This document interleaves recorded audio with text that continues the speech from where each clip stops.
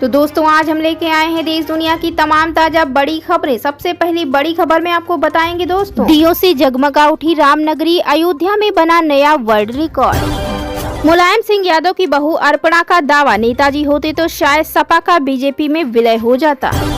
Delhi police ने दिवाली पर सुरक्षा कड़ी की, पटाखे जलाने के खिलाफ बढ़ाई निगरानी। दिल्ली में बीजेपी को झटका, पूर्व विधायक ब्रह्म सिंह तंवर अपनी टीम के साथ आप में हुए शामिल। मिठास से दूर होगी खटास, एलआईसी पर 4.5 साल बाद हैप्पी दिवाली, भारत आज से शुरू करेगा गश्त। सुतली नहीं एटम बम मार दो, पटाखे पर दिए बयान को लेकर धीरेन्द्र शास्त्री पर भड़के तौकीर रजा। गुजरात में पीएम मोदी ने मनाया एकता दिवस, केवड़िया को मिली करोड़ों रुपए के विकास कार्यों की सौगात। झारखंड चुनाव से पहले हेमंत सोरेन की उम्र को लेकर हो रहा विवाद, नामांकन रद्द करने की उठी मांग। हम युद्ध नहीं चाहते, मगर ईरानी राष्ट्रपति ने बता दिया अपना अगला टारगेट, इजराइल बोला याद रखना अभी ये ट्रेलर था। गूगल को बड़ा झटका, 15 साल चले मुकदमे में लगा 26,000 करोड़ का जुर्माना।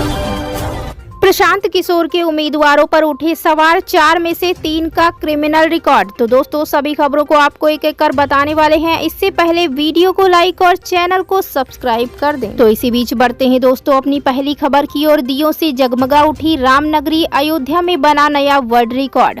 बता दें दोस्तों, यूपी के अयोध्या में दिवाली की पूर्व संध्या पर दीपोत्सव कार्यक्रम का आयोजन हुआ। राम मंदिर की प्राण प्रतिष्ठा के बाद यह पहला दीपोत्सव था। ऐसे में इस बार यह कार्यक्रम और भव्य हुआ। सरयू नदी के तटों पर 28 लाख से अधिक दिए जलाए गए और नया विश्व रिकॉर्ड स्थापित किया गया। वहीं CM Yogi Adityanath, deputy CM Brajesh Pathak ने भी दीपोत्सव कार्यक्रम में हिस्सा लिया। तो इसी बीच बढ़ते हैं दोस्तों अपनी अगली खबर की ओर। हम युद्ध नहीं चाहते, मगर ईरानी राष्ट्रपति ने बता दिया अपना अगला टारगेट, इजराइल बोला याद रखना अभी ये ट्रेलर था।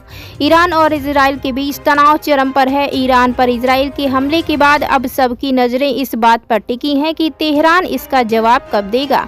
इस बीच ईरानी राष्ट्रपति मसूद पेजेस्कियन ने रविवार को कहा, हम युद्ध नहीं चाहते, लेकिन हम अपने लोगों, राष्ट्र के अधिकारों की रक्षा करेंगे और इजराइल के हमले का उचित जवाब देंगे। ईरानी राष्ट्रपति ने चेतावनी दी कि अगर इजराइल अपनी आक्रामकता और अपराध जारी रखता है तो तनाव बढ़ जाएगा। उन्होंने अमेरिका पर इन अपराधों को करने के लिए उकसाने का आरोप लगाया। इसी बीच इजराइल के chief of general staff Herzi Halevi ने रविवार को चेतावनी दी कि उनके देश के खिलाफ किसी भी खतरे से सैन्य तरीके से निपटा जाएगा। उन्होंने कहा कि यहूदी राष्ट्र ने शनिवार को ईरान पर हमले किए। हमलों के दौरान अपनी सैन्य क्षमताओं का केवल एक हिस्सा इस्तेमाल किया। गुजरात में पीएम मोदी ने मनाया एकता दिवस, केवड़िया को मिली करोड़ों रुपए के विकास कार्यों की सौगात। भारत की एकता और अखंडता के सूत्रधार सरदार वल्लभ भाई पटेल की जयंती है। प्रधानमंत्री मोदी की मौजूदगी में स्टैच्यू ऑफ यूनिटी पर राष्ट्रीय एकता दिवस मनाया गया।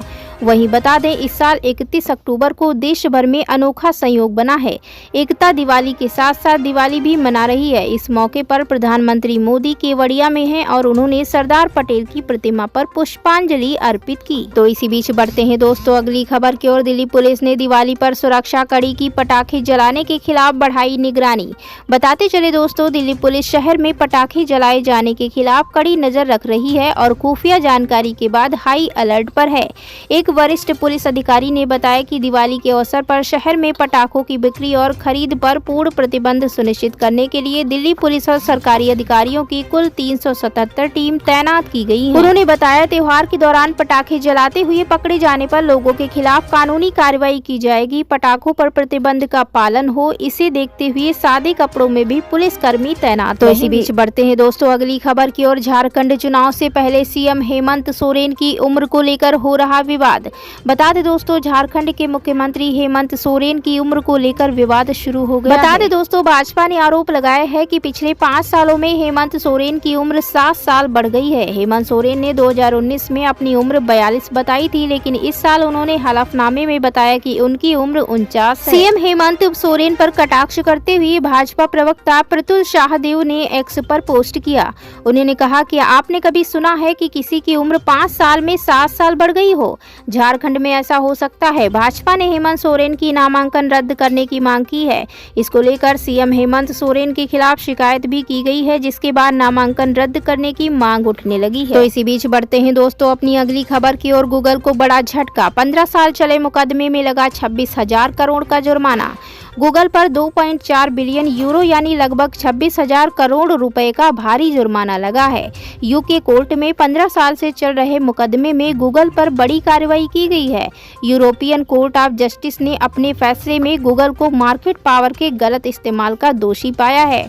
रिपोर्ट के मुताबिक गूगल ने मार्केट पावर का इस्तेमाल करते हुए अपनी शॉपिंग सर्विस को फेवर किया है। वहीं बता दें, यूके के एक व्यवसायी दंपति सिवान और एडमराफ ने इसे लेकर 15 साल पहले मुकदमा दर्ज कराया था। इसी बीच बढ़ते हैं दोस्तों अगली खबर की ओर। सुतली नहीं एटम बम मार दो पटाखे पर दिए बयान को लेकर धीरेन्द्र शास्त्री पर भड़के तौकीर रजा। बता दें दोस्तों, देश के कई राज्यों में दिवाली पर पटाखा फोड़ने पर बैन लगा दिया गया है। इस पर बागेश्वर धाम सरकार के बाबा पंडित धीरेन्द्र कृष्ण शास्त्री की तीखी प्रतिक्रिया सामने आई है। उनके बयान पर इत्तेहाद मिल्लत काउंसिल के अध्यक्ष मौलाना तौकीर रजा ने उन्हें आड़े हाथों लिया है। तौकीर रजा के मुताबिक दीपावली रोशनी का त्योहार है, ना कि धमाकों और पटाखों का त्योहार है। उन्होंने कहा कि आपकी खुशी का इजहार करने में अगर वातावरण में प्रदूषण फैल रहा तो वह खुशी का इजहार दरअसल खुशी नहीं कहलाएगी। साथ ही उन्होंने कहा कि पटाखों पर पूर्ण प्रतिबंध न लगे, लेकिन सीमा तय कर दी जाए। मौलाना तौकीर रजा के मुताबिक अगर किसी खुशी से जान माल की हानि हो रही है तो उस पर सख्ती करना बेहद जरूरी है। तो इसी बीच बढ़ते हैं दोस्तों अपनी अगली खबर की ओर। प्रशांत किशोर के उम्मीदवारों पर उठे सवाल, 4 में से 3 का क्रिमिनल रिकॉर्ड। बता दें दोस्तों, बिहार में उपचुनाव की तारीख करीब आते ही सियासी हलचल तेज हो गई है।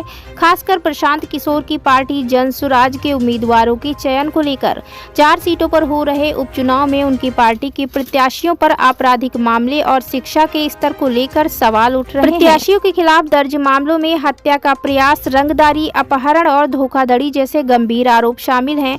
इससे प्रशांत किशोर की छवि पर असर पड़ सकता है, खासकर जब उन्होंने पहले बिहार में अपराधीकरण के खिलाफ बोलते हुए अन्य राजनीतिक दलों पर निशाना साधा था। तो इसी बीच बढ़ते हैं दोस्तों अगली खबर की ओर। दिल्ली में बीजेपी को झटका, पूर्व विधायक ब्रह्मा सिंह तंवर अपनी पार्टी के साथ आप में हुए शामिल।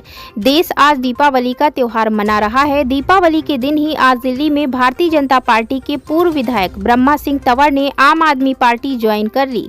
दिल्ली के पूर्व मुख्यमंत्री और आप के राष्ट्रीय संयोजक अरविंद केजरीवाल की मौजूदगी में ब्रह्मा सिंह तंवर समेत और उनके कई साथी आप में शामिल हो गए। अरविंद केजरीवाल ने इस दौरान ब्रह्मा सिंह तंवर का पार्टी में स्वागत किया। पार्टी में शामिल करने के लिए उनको आम आदमी पार्टी की टोपी और पटका पहनाया। अरविंद केजरीवाल ने कहा कि तंवर जी करीब पिछले 50 साल से अलग अलग तरह से दिल्ली के लोगों की सेवा करते रहे हैं। उनका दिल्ली के विकास में काफी योगदान रहा है। उनके आम आदमी पार्टी में आने से नई ऊर्जा मिलेगी, दिल्ली के विकास को और गति मिलेगी। तो इसी बीच बढ़ते हैं दोस्तों अपनी अगली महत्वपूर्ण खबर की ओर। मिठास से दूर होगी खटास, एलआईसी पर 4.5 साल बाद हैप्पी दिवाली। बता दें दोस्तों, आज दिवाली है। वैसे तो हर साल दिवाली आती है, पर इस बार की दिवाली और खास है। एलआईसी पर भारत की करीब 4.5 साल बाद हैप्पी दिवाली होने वाली है। जी हां, भारतीय सेना आज यानी गुरुवार को उन जगहों पर पेट्रोलिंग यानी गश्त की शुरुआत करेगी जहां पिछले 4.5 साल से तलखी की वजह से पेट्रोलिंग बंद थी। साथ ही आज दिवाली के मौके पर भारत चीन सीमा पर सबका मुंह भी मीठा होगा। भारत और चीन ने बीते दिनों देपसांग और डेमचोक में डिसएंगेजमेंट और पेट्रोलिंग को लेकर सहमति जताई थी। बता दें दोस्तों, दरअसल पूर्वी लद्दाख के देपसांग और डेमचोक इलाके में पिछले 4.5 साल से पेट्रोलिंग बंद थी। सीमा पर तनातनी को लेकर चीनी सैनिकों ने भारतीय सैनिकों का रास्ता रोक कर रखा था। भारत ने भी उसकी पेट्रोलिंग रोक रखी थी। हालांकि अब जब रिश्तों में जमी बर्फ पिघली है तो आज से दोनों देशों के बीच रिश्तों की नई शुरुआत हो रही है। आज यानी दिवाली के दिन से पेट्रोलिंग की शुरुआत हो रही है। भारत और चीन दोनों के बीच देपसांग और डेमचोक से डिसएंगेजमेंट को लेकर सहमति बनी है। देपसांग और डेमचोक इलाके में डिसएंगेजमेंट पूरा हो चुका है। आज न केवल पेट्रोलिंग की शुरुआत हो रही बल्कि दिवाली पर मिठाई से मुंह मीठा किया जाएगा। भारतीय सेना और चीनी सेना के बीच मिठाई एक्सचेंज होगी। इस तरह से मिठास से रिश्तों की खटास कम की जाएगी। पेट्रोलिंग रूट तय हो चुका है।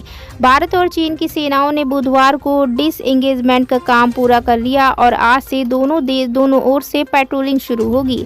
लोकल ब्रिगेड कमांडर लेवल की बातचीत में यह सब कुछ तय हुआ है। भारत को उम्मीद है कि इससे LAC पर चीन के साथ तलखी कम होगी। सूत्रों का कहना है कि खराब मौसम की वजह से डेमचोक इलाके में मंगलवार को वेरिफिकेशन का काम नहीं हो पाया था, मगर बुधवार को एरियल वेरिफिकेशन कर लिया गया। भारत और चीन के ग्राउंड कमांडर देपसांग में 2 और डेमचोक में 1 जगह पर मिले और इस तरह दोनों ओर से डिसएंगेजमेंट की पुष्टि की गई। दिवाली के मौके पर गुरुवार को कई जगहों पर दोनों देशों के जवान एक दूसरे को मिठाई खिलाएंगे। दोनों देशों की सेनाओं के बीच सीमा पर मिठाइयों का आदान प्रदान ऐसे समय में हो रहा जब भारत दिवाली का त्योहार